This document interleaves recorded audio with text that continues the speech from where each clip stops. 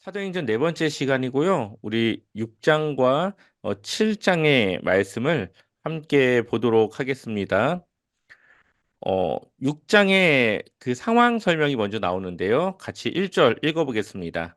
그때에 그때 제자가 제자가 더 더 많아졌는데 많아졌는데 헬라파 헬라파 유대인들이 자기의 유대인들이 자기 과부들이 매일의 구제에 매일의 구제에 빠짐으로 빠짐으로 히브리파 히브리파 사람을 사람을 원망하니. 원망하니. 아멘. 아멘. 그때라고 하는 말은 우리가 지난 시간에 이제 가말리엘이 이 사람들이 하나님의 일을 하면 하나님이 하는 것을 막을 수 없고, 또 사람의 일이면은 곧 그들이 하는 것이 끝쳐지게 될 것이다라고 하면서 이제 그러한 이야기와 함께 하나님의 말씀이 이제 더욱더 복음이 전해지고 사람들에게 전도하기와 가르치기에 힘을 썼다라는 말로 마무리가 되었습니다. 지금 전도하기와 말씀을 가르치는 일에 매진하고 있을 그때를 말하는 거예요. 그때에 제자가 더 많아졌는데, 그러니까 더욱더 하나님을 믿는 그러한 제자가 더 많아졌다라는 거죠. 근데 헬라파 유대인들이 있었고 히브리파 사람들이 있었습니다. 헬라파 유대인들은 어 약간 이제 헬라에서 태어난 유대인들을 말할 수 있겠죠. 이제 한국인인데 미국에서 태어난 한국인 뭐 이런 식으로 얘기할 수 있겠습니다. 그래서 유대인이지만 그들이 하는 말과 그들이 태어난 곳은 사는 곳은 헬라, 그 이방 지역에서 나고 자란 그러한 사람들. 그런 사람들은 그러한 사람들의 과부들은 매일의 구제에 빠졌고 히브리파 사람들을 원망하게 됩니다. 여기서 말하는 매일의 구제라고 하는 것은 아마 식사에 대한 봉사인 것 같습니다. 이들이 매일매일 먹을 것을 굶지 않도록 교회에서 이제 식사를 제공해 주는 그러한 봉사의 하나로 볼 수가 있는데요. 그러한 일에 헬라파 유대인들이 이제 빠지게 된 것이죠. 그 일은 사도들이 너무 많은 사람들을 하려고 하니까 그것에 대한 과부하가 일어났던 걸로 볼 수가 있습니다. 그래서 사도들은 우리는 말씀을 보고 기도하는 일에 집중해야 되는데 이러한 구제 때문에 제대로 된 말씀과 기도에 집중할 수 없으니 그 일을 도맡아 할 수 있는 사람들을 뽑아라 하게 됩니다. 우리 3절 말씀 읽어보겠습니다. 형제들아 너희 너희 가운데서 가운데서 성령과 성령과 지혜가 지혜가 충만하여 충만하여 칭찬받는 사람 칭찬받는 일곱을 사람 일곱을 택하라. 택하라. 우리가 우리가 이 이 일을 그들에게 일을 그들에게 맡기고. 맡기고. 아멘. 이제 처음으로 교회에서 봉사할 사람들을 뽑게 되는 것이죠. 그 기준이 바로 성령과 지혜가 충만한 사람, 그리고 사람들에게 칭찬받는 사람. 그래서 사람들에게 선한 영향력을 줄 수 있고 하나님의 일들을 도맡아 할 수 있는 그러한 7명의 봉사자들을 뽑게 됩니다. 그래서 그거에 대한 기준을 가지고 뽑았는데 스데반과 빌립과 브로고로와 니가노르와 디몬과 바메나와 유대교에 입교했던 안디옥 사람 니골라를 택하여. 아멘. 여기 나와 있는 사람들의 이름은 어, 다 거의 다 외국인입니다. 외국인. 그래서 맨 처음에 누가 나옵니까? 스데반이 나오죠. 이 사도행전을 썼던 이 누가라고 하는 사람은 이 이후에 이 스데바니라고 하는 평신도에 대한 이야기를 이어나가고자 지금 이러한 상황들을 통해 이 스데반을 소개하고 있는 걸로 볼 수가 있습니다. 그래서 믿음과 성령이 충만한 사람을 뽑다 보니까 헬라어를 할 수 있는 그러한 외국 그런 사람들이 뽑히게 되었다. 유대인 이제 히브리파 사람들이 아니라 그 외 지역에서 이제 봉사하고 있는 그 사람들을 뽑게 되었다라는 것을 볼 수가 있습니다. 그리고 어떻게 됩니까? 7절 말씀 같이 읽어보겠습니다. 하나님의 하나님의 말씀이 말씀이 점점 점점 왕성하여 왕성하여 예루살렘에 있는 예루살렘에 제자의 있는 수가 제자의 수가 더 힘이 많아지고 허다한 허다한 제사장의 제사장의 무리도 무리도 이 이 도에 도에 복종하니라. 복종하니라. 아멘. 아, 네. 사도들이 감당할 수 없었던 그 일들을 사도가 아닌 이제 평신도 여러 제자들 중에 뽑힌 그 사람들에게 위임을 해서 분업을 하게 된 것이죠. 사도들은 말씀과 기도하는 일에 집중을 하고 그 외에 이제 교회에서 했던 식사를 제공하는 그러한 구제 사역에는 7명의 사람들이 그 사람들을 챙기게 되었습니다.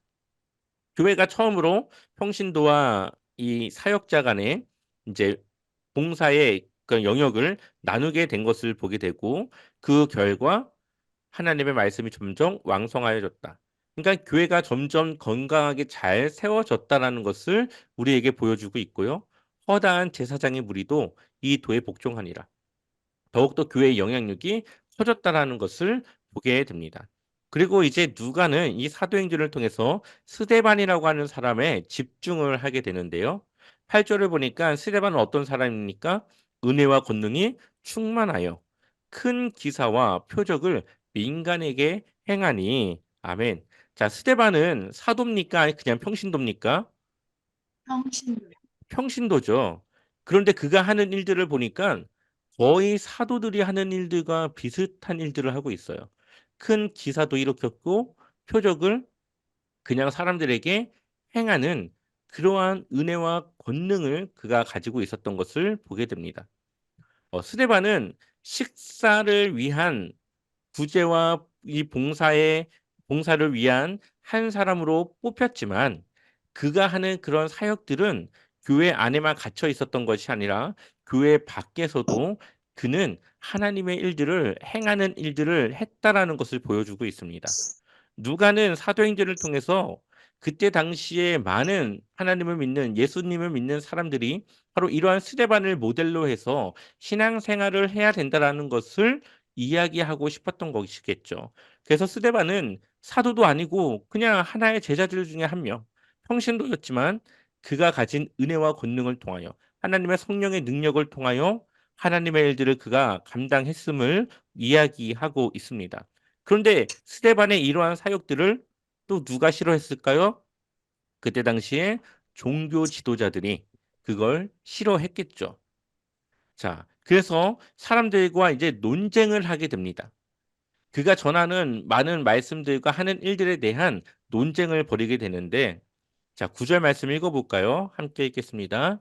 이른바 이른바 자유민들, 자유민들 즉 즉 구레네인, 구레네인 알렉산드리아인, 알렉산드리아인 갈리기아와 아시아에서 온 사람들의 회당에서 어떤 자들이 일어나 스데반과 더불어 논쟁할세. 아멘. 아멘. 이 주변에 있던 그 이방 사람들이 이제 이 스데반과 이제 그가 전하는 이 이야기들과 하는 일들에 대해서 변론을 하게 되는데 10절을 보니까 스데반이 지혜와 성령으로 말함을 그들이 어떻게 했다고요? 능히 당하지 못하여. 그러니까 누구도 스데반과의 그런 이야기에 이길 수 없었다. 그 이유가 그는 그가 가진 지혜와 성령으로 말했기 때문에라고 말하고 있죠. 성령께서는 우리가 하실 말들을 할 수 있도록 도와주신다라고 말하고 있는데 스데반이 바로 그러한 성령을 통하여 하나님의 말씀을 담대히 전하고 있었다라는 것을 우리가 볼 수가 있습니다. 그러자 이 논쟁에 이기지 못하는 그 사람들이 이제 편법을 쓰기 시작하는데 스데반이 이 성전을 모독했다. 하나님을 모독했다라는 말을 하면서 거짓 증인을 세우고 그를 고발합니다. 그리고 그가 했던 말을 가지고 이제 이야기하기를 14절 같이 읽어볼까요?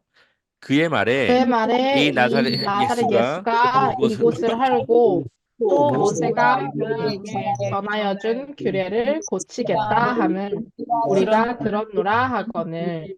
아멘. 아멘. 자, 두 가지를 말하고 있는데요. 스데반이 이곳을 헐고 나사렛 예수의 이름을 그 이야기를 하면서 이곳을 헐고 이곳이라고 하는 것은 성전을 말하는 것이겠죠. 성전을 헐고 또 모세가 우리에게 전하여 준 규례를 고치겠다. 율법을 바꾸겠다라는 이야기를 전하는 것을 우리가 들었다라고 이야기를 한 것입니다. 어, 그러면서 그를 고발을 한 것이죠. 거짓 증인들을 세우고 근데 그러한 상황에서 스데반은 어떠했냐? 15절 읽어보겠습니다. 공회 중에 공회 중에 앉은 앉은 사람들이 다 사람들이 다 스데반을 주목하여 스데반을 보니 주목하여 그 보니 그 얼굴이 얼굴이 천사의 천사의 얼굴과 얼굴과 같더라. 같더라. 아멘. 아멘. 지금 법정, 이 예루살렘 공회에 고발이 되어져서 그가 법정에 섰고 거짓 증인들에 의해서 그가 유죄로 확정이 되는 그러한 상황 속에 스데반의 얼굴이 어떻다고요? 천사의 얼굴과 같더라. 그가 그러한 상황에 놓여 있음에도 불구하고 그는 평안했고 담대했음을 우리에게 이야기하고 있습니다. 마치 누구와 같습니까? 예수님과 같죠. 예수님도 사람들에게 거짓 고발을 당하셨고 결국 이러한 과정들을 통해서 십자가에 달려 돌아가시게 되는데 예수의 제자로서 살아가는 스데반의 삶이 바로 그러한 예수와 같은 그러한 과정을 통하여 가고 있음을 우리에게 보여주고 있습니다. 그러면서 스데반의 그러한 모습이 예수님의 그러한 모습을 따라가는 제자의 모습이라는 것을 우리에게 보여주고 있는 것이죠. 그러면서 스데반이 마지막으로 자신의 생각을, 자신의 그러한 변론을 하게 되는데요. 2절 말씀 읽어보겠습니다. 스데반이 스데반이 이르되 이르되 여러분 두 여러분 두 형들이여 형들이여 들으소서 우리 들으소서 조상 우리 조상 아브라함이 아브라함이 하란에 있기 하란에 전 있기 전 메소포다미아에 있을 메소포다미아에 때에 있을 때에 영광의 영광의 하나님이 그에게 하나님이 그에게 보여 보여. 아멘. 아멘. 지금 그들의 조상 누구를 이야기하고 있습니까? 아브라함을 이야기하고 있죠. 아브라함은 이스라엘이 만들어지는데 이제 하나님의 백성으로 이제 만드는데 그 첫 사람이 바로 아브라함이었습니다. 근데 아브라함이 원래 어디에 있었습니까? 갈대아, 메소포타미아 그쪽 지역에 있었던 사람이에요. 그런데 그가 아버지와 함께 이제 그 지역을 떠나면서 하란에 거주합니다. 아버지와 함께 하란에 거주하면서 살다가 아버지가 돌아가시고 나서 다시 길을 떠나게 되는 그러한 이야기를 지금 하고 있는 것이죠. 그래서 4절을 보면 아브라함이 갈대아 사람의 땅을 떠나 하란에 거하다가 그의 아버지가 죽음에 하나님이 그를 거기서 너희 지금 사는 이 땅으로 옮기셨느니라. 아멘. 원래 아버지와 함께 갈대아 메소포타미아 지역을 떠나 하란에 살고 있다가 아버지가 죽으셨고 돌아가셨고 하나님이 그를 옮기게 하셨는데 그 옮긴 곳이 어디입니까? 지금 이스라엘이라고 하는 것이죠. 예전에는 가나안 땅 그리고 지금의 이스라엘 그곳으로 옮기셨다. 그러니 하나님이 이 아브라함을 옮기는 데 있어서 땅이 중요합니까? 안 중요합니까? 땅은 중요하지 않아요. 어디에 있느냐가 중요한 것이 아니라 누구의 말을 따랐느냐가 중요하다라는 거죠. 아브라함이 지금의 이 이스라엘의 지역에 오기까지는 바로 하나님이 그와 함께 하셔서 그를 인도하신 땅으로 아브라함이 왔다라는 것을 이야기하고 있습니다. 지금 이 스데반이 하고 싶은 얘기는 성전과 율법에 대한 이야기예요. 지금 스데반이 고발당한 것이 성전과 율법에 대해서 고발을 당했는데 자신이 말한 그 성전과 율법이 하나님께서 어떻게 지금까지 이끌어 오셨는가를 그가 설교하기 시작하고 있는 것입니다. 그러면서 성전에 있는 그 땅이 중요한 것이 아니라 하나님의 말씀에 따라 살아가는 그것이 중요하다라는 것을 이 아브라함을 통해서 이야기하고 있는 것이죠. 그래서 아브라함을 여러 땅으로 옮겼듯이 그 땅이 중요한 것이 아니라 그를 인도하는 하나님의 말씀에 순종하는 것이 중요하다. 지금 그것을 이야기하고 있습니다. 그리고 나서 요셉으로 넘어가게 되는데요. 우리 9절 말씀 읽어보겠습니다.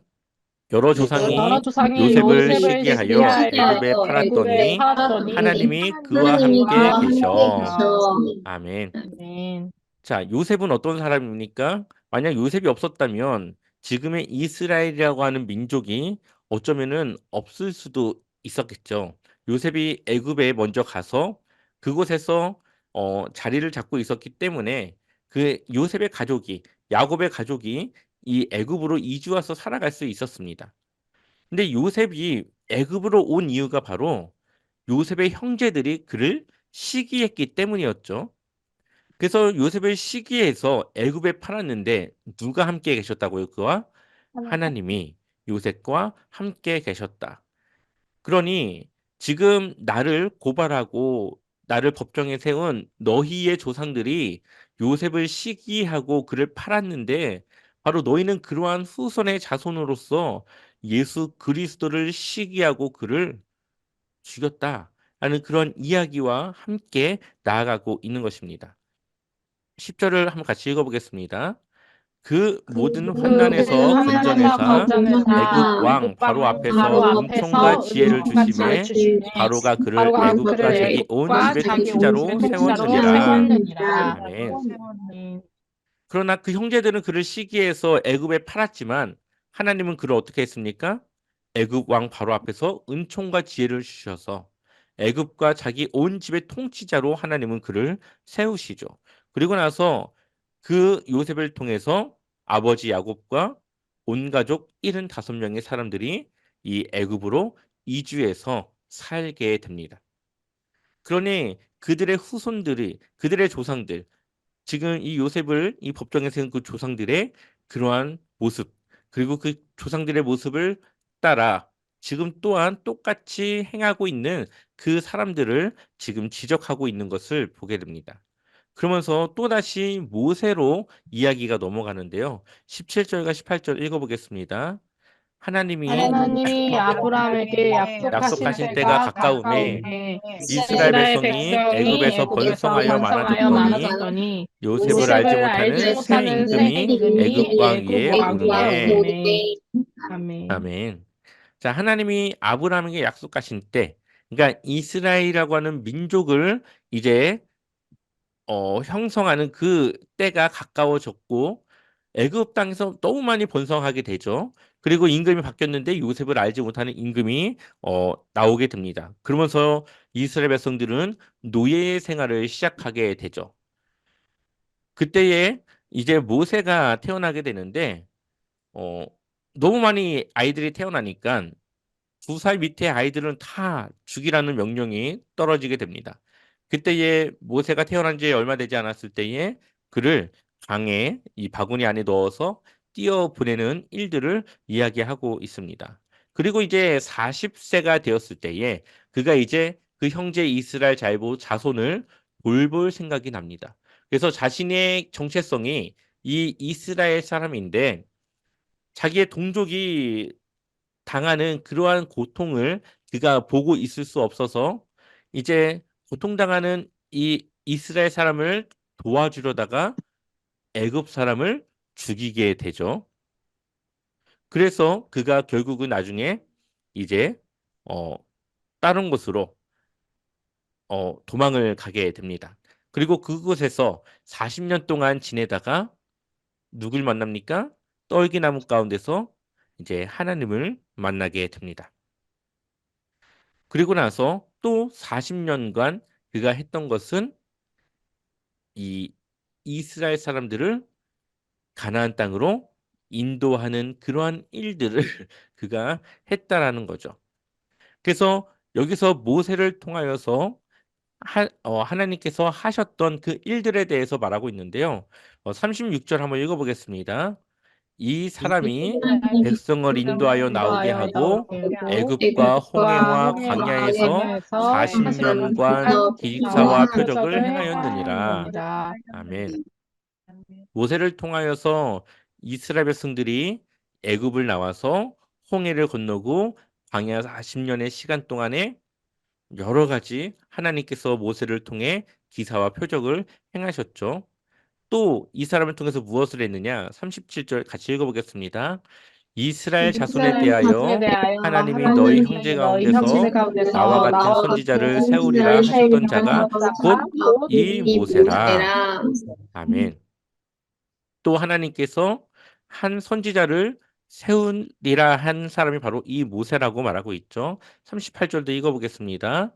신의 산에서 아까 말하던 그 말하던 그 천사와 천사와 우리 우리 조상들과 조상들과 함께 함께 광야 광야 교회에 교회에 있었고 있었고 또 또 살아있는 살아있는 말씀을 말씀을 받아 받아 우리에게 주던 우리에게 자가 주던 이 자가 이 사람이라. 사람이라.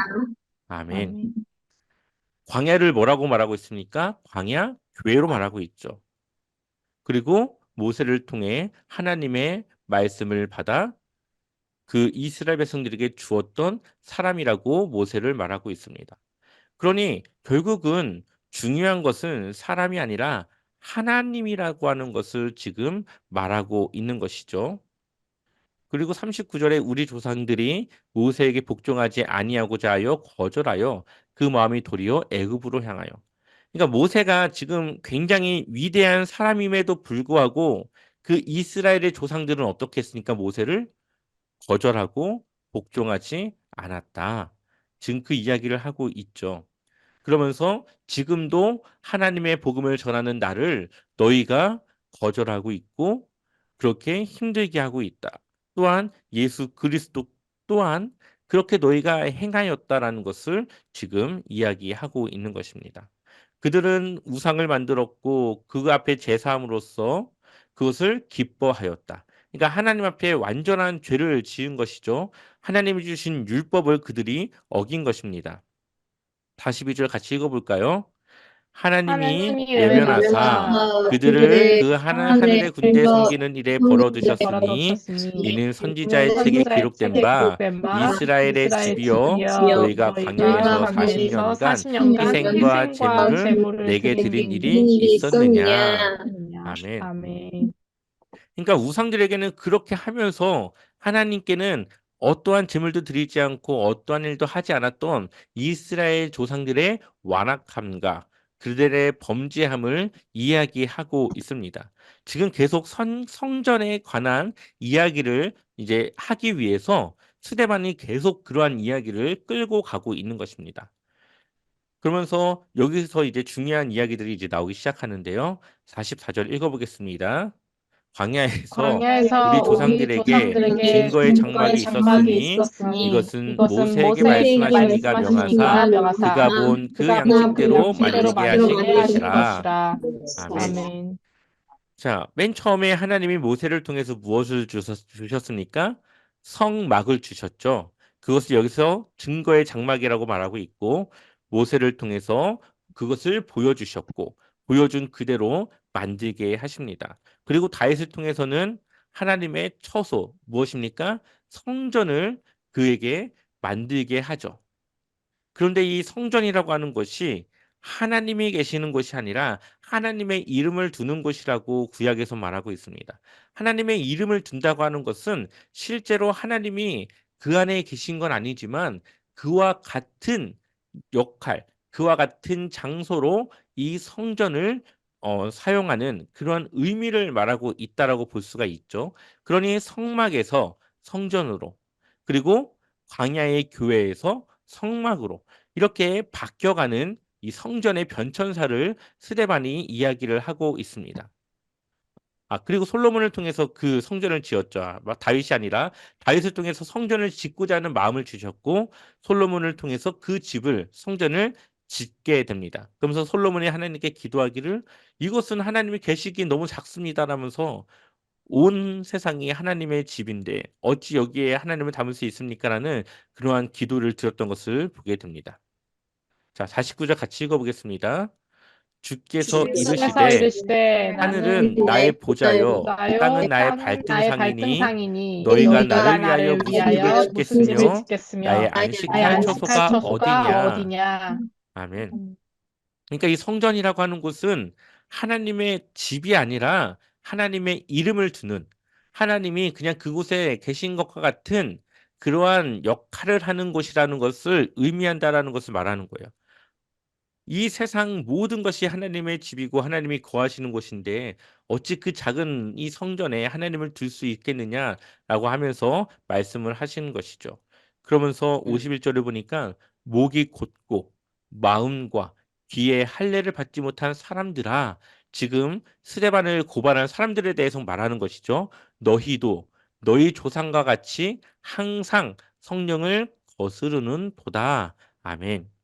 지금 복음을 전하고 하나님의 일을 하고 있고 진리 대신 예수님의 그 말씀을 전하는 이 스데반을 알아보지 못하고 그들의 조상과 같이 요셉을 팔고 또한 모세를 배반하는 그러한 조상들과 같이 지금도 그렇게 하나님의 일들을 그들이 방해하고 있다라는 것을 이야기를 하고 있습니다.